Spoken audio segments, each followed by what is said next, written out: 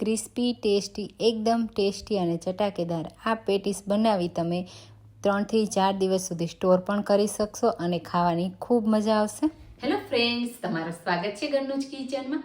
આજે આપણે બનાવીશું મકાઈની એકદમ હેલ્ધી શાકભાજીથી ભરપૂર પેટીસ. એકવાર જો બનાવી લેશો તો વારંવાર બનાવશો. ભજીયા પકોડા બધું ભૂલાવી જશે અને ખૂબ જ હેલ્ધી અને ટેસ્ટી બને છે.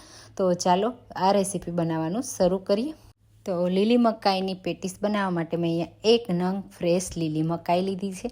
તમે કોઈ પણ લઈ શકો, દેશી કે આ રીતની અમેરિકન. હવે મકાઈના આપણે દાણા નથી પાડવાના. આ રીતે નાઈફની મદદથી આપણે દાણાને અધકચરા કાઢી લેવાના છે.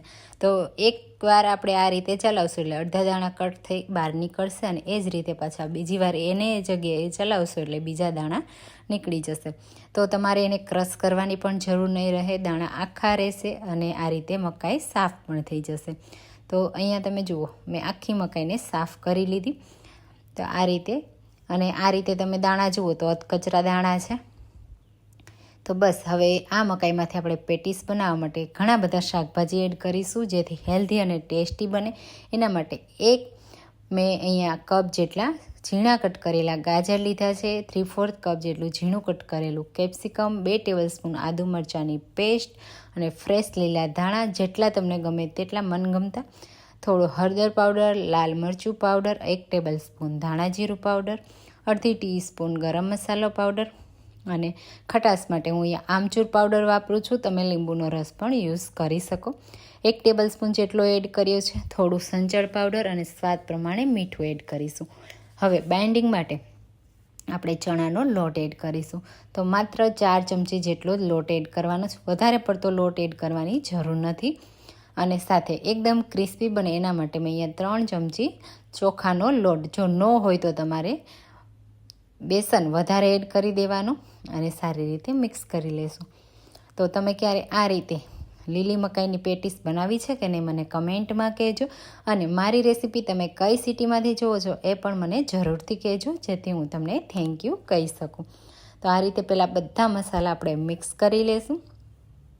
મસાલા પહેલાં મિક્સ થઈ જાય પછી આપણે એને હાથથી સરસ રીતે આ રીતે પ્રેસ કરતું જવાનું. એટલે જે શાકભાજી છે એમાં પોતાનું પાણી હોય છે અને એ પાણીથી જ સરસ એવું બાઇન્ડિંગ આવી જશે. તો આપણે એક્સ્ટ્રા પાણી એડ કરવાની જરૂર નથી. જો તમે ઉપરથી પાણી એડ કરશો તો ઢીલું થઈ જશે અને પેટીસ બરાબર વળશે નહીં. આ બધા શાકભાજી તમે આ રીતે હાથથી મિક્સ કરશો એટલે બધું પાણી સરસ એવું છૂટું પડી જશે. તો આ પેટીસને આપણે લાંબો સમય સુધી રાખવા માટે અહીંયા તમે જુઓ, મેં ડુંગળી એડ નથી કરી. અને તમે આ પેટીસને 2 થી 3 દિવસ કેવી રીતે સ્ટોર કરવી એ પણ હું આગળ તમને બતાવી દઈશ. હવે આ રીતે હાથમાં તેલ લગાવી અને હવે આપણે પેટીસ વાળી લેશું. તો બસ આ રીતે આપણે પહેલાં એના લાડુ જેવો શેપ આપી દેવાનો, પછી હાથથી આ રીતે પ્રેસ કરી દેવાનું એટલે સરસ એવો પેટીસનો શેપ આવી જશે. સાઈડથી આ રીતે સરસ એવું કવર કરી લેવાનું એટલે જરા પણ ખુલે નહીં. તો થઈ ગયું ને, એકદમ સિમ્પલ રીત છે અને જોતાં જ તમને ખબર પડી જશે કે કેટલા શાકભાજીથી ભરપૂર છે.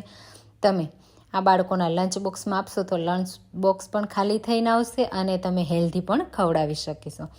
તો આ રીતે બધી જ પેટીસને આપણે હાથથી મસળતું જવાનું અને મિક્સ કરતા જશો અને પછી પેટીસ વાળશો એટલે સરસ રીતે વળી પણ જશે અને એક્સ્ટ્રા કોઈ પણ જાતના લોટની પણ જરૂર નહીં પડે.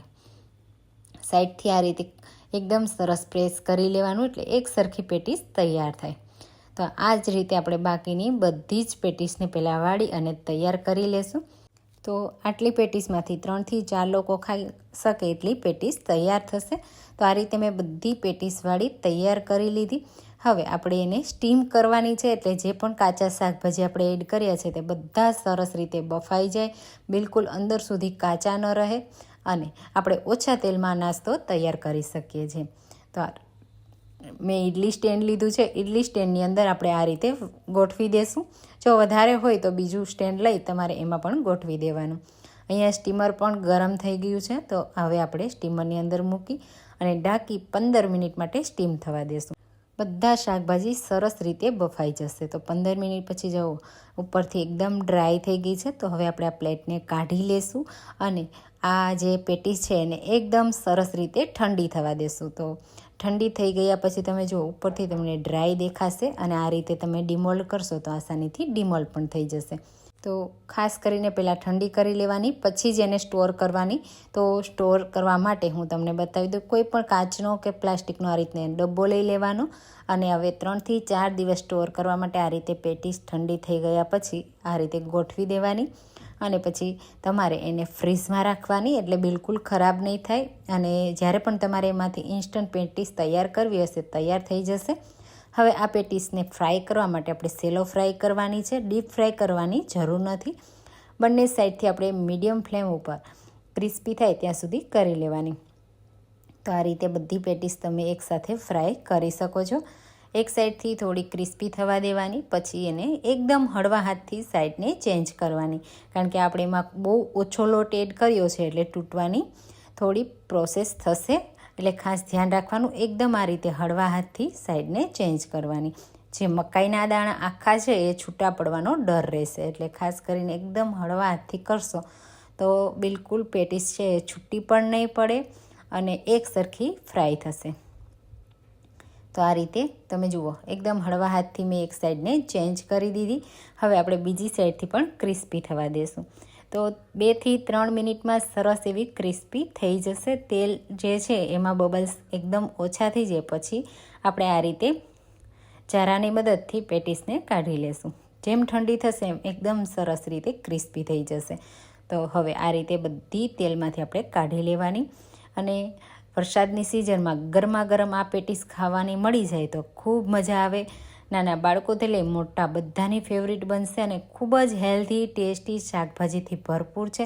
તો જો તમે ક્યારે આ રીતે લીલી મકાઈની પેટીસ ટ્રાય ના કરી હોય તો આ રેસીપીને ટ્રાય એકવાર જરૂરથી કરજો. બધાની ફેવરિટ થઈ જશે.